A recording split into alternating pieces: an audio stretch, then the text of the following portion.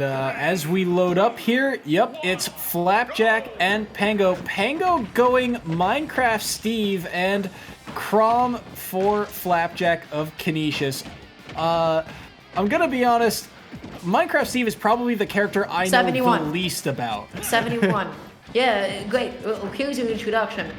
Jab and up tilt. Kind of ridiculous because, wow, Pango is already able, in the first 30 seconds, able to put on 100% from just winning neutral a handful of times. Crom is like one of those really comboable weights. Everything about him just makes him so easy to hit multiple times in a row. And honestly, Pango has just been taking that all the way home right now. One good hit is going to be able to take it, and Pango really has no incentive to approach right now. Just, you know what, take some time to fall back, get some extra resources. You really force your opponent to approach in very, linear ways, especially on PS2. Kind of shocked, too, that minecart killed. I know Flapjack was at a very high percent, but that seemed like a strange amount of knockback for that move. Regardless, Pango going to be able to make it back to stage, and there's the side B coming through, not going to be able to connect all the hits, and the raw back air will do it, tied at 2 stocks apiece. The raw back air will do it right now. Flapjack looking for some ways to be able to get a little bit more damage on, not able to get anything else off of that nair. Wow, that DI was not amazing. They were able to get past the down tilt, which is usually the biggest menace when it comes to getting back onto the stage against Steve. That move is just out there for so long. Some characters just have to keep getting hit by it, hoping that the Steve messes up. I want to note on that last edge guard attempt, Flapjack did a fantastic job of weaving around the down tilt from Steve to make sure he doesn't get 2-framed, and then finding a way to not fall to the pressure of Pango. He threw out the up smash, and instead of throwing out just another taller option, he immediately crouched and went for down tilt. And just like that, the percent's roughly even. Still but great up smash from Pango. That's what you get for fishing. Flapjack was really looking for that falling up air, able to get a whiff punish with the F smash from center stage. Not going to be able to take the stock quite yet. And that's what happens when you go for overly telegraphed, buffered get up options again. You just jump into things like F smash sometimes. You just got to hold that. 123% means this Crom is probably not going to be living for much longer, but he's staying alive now, kept his jump, but there it is. I believe that was forward air, going to take the stock, and now a 34% deficit can be easily made back up. Yeah. Flapjack is just sort of going to go out looking for the opening. Pango's not able to play back under the platforms as much as they would like to. They're starting to fish a little bit for those up tilts, which granted are some of the most absurd combo starters in Ultimate. You know, you're able to get copious amounts of percent from any point on the stage. Trying to win neutral here. Ooh, there's the combo you were talking about. Oh my goodness, God. The dash back forward smash, and Pango takes game 1. That was unbelievable. Wow. I'm telling you, jab is kind of insane. You're able to just do jab forward, string people along for, insane amounts of percent, set up a tech chase from a grounded spike, and then kill them for it. Wow, that was kind of wild. That was a really cool setup from Pango.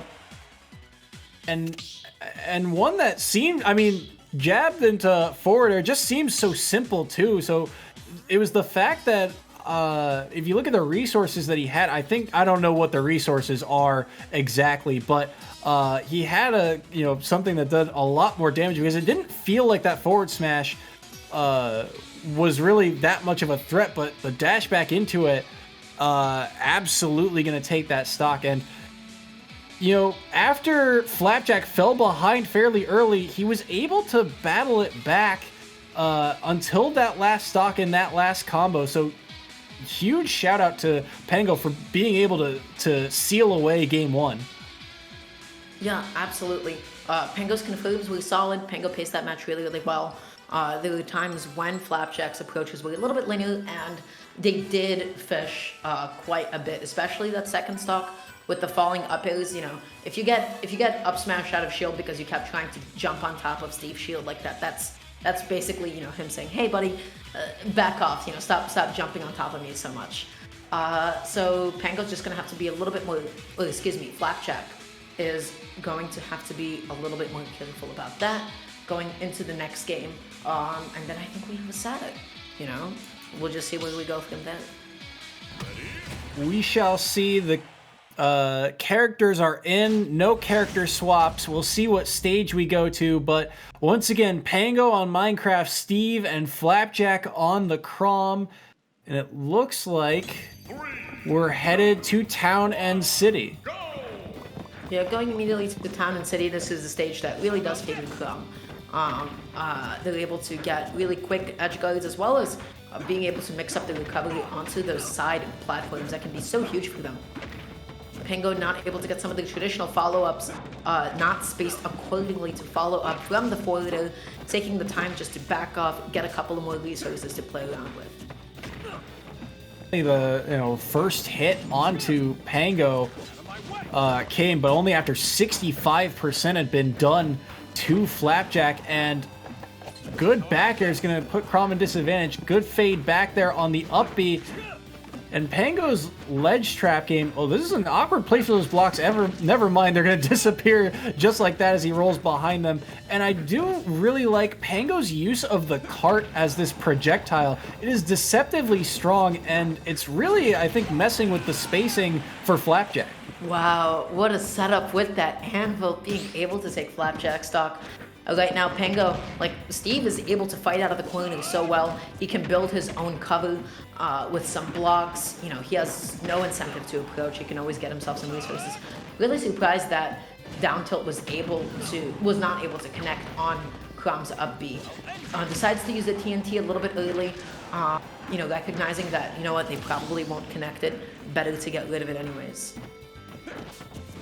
Good back air there to take that second stock from Pango, but an 114% lead. We will see if he can close out this stock or if Flapjack can get any extra credit. No, not going to happen. The up smash going to take it, and a full stock lead and gold and diamond sitting in the back pocket of Pango. Yeah, this is having both diamond and gold on deck, terrifying. But Pango just taking the time to play back a little bit, tries to go through some follow-ups, only able to land one back who whiffing the second one. They have everything they need. They have plenty of iron, they have plenty of diamond, but wow, Crom almost taking an early stock there, and Pango... He got it! That was so strange. The back air hitbox got extended, I believe, because of the cart being thrown out initially, and then catching the up B on top of that afterwards as Pango was trying to recover. An awkward spike, but nonetheless, Flapjack will take it, and only a 45% lead, but Flapjack's sitting at kill percent with this diamond on board. Yeah, Pango is just trying to go through maybe a bit of a greedy up smash. Like Flapjack was nowhere, in any vicinity to jump in. But right now, Flapjack is being much more careful with their approaches. That was such a good wait after that jab, seeing what option Pango would buffer, what they would do out of disadvantage, and they ended up going for the jump. That could have been so bad. This is getting so close.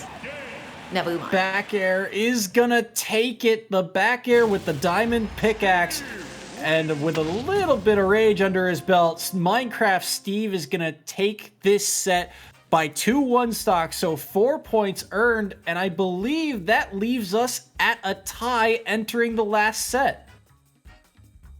Wow. How many more sets do we have ahead of us? Oh, wow. Just one. I forgot that this was the fourth one. Wow. So we're going to be seeing Casey going up against Knight. This is going to be the one to take it all. Once again, this is one of the only sets all day that we've seen where it is going this head-to-head. Usually by the third and fourth set, it's already kind of defined and predetermined who is going to be the victor here. I have to say Pango did a really good job of just sort of playing back, getting the resources, and just really opening up how linear some of Flapjack's approaches could be. Because the goal when you're fighting against Steve is it's inevitable he's going to put himself in a corner. Your goal is to be able to find so many different creative ways to be able to get in on him. If you find yourself always jumping in the same way or dashing in the same way, Steve has more than enough tools to be able to punish it, especially in the form of his side B. His side B just covers everything. It does genuinely everything for him. One of the most, you know, it's just Diddy's side B, except all that much better, you know. Yeah, and big shout out to Pango. I was actually just off on that score. Siena down a point headed into that last matchup, but Pango making back up that 5-point differential was very big headed into this last set. Knight versus Casey. I do know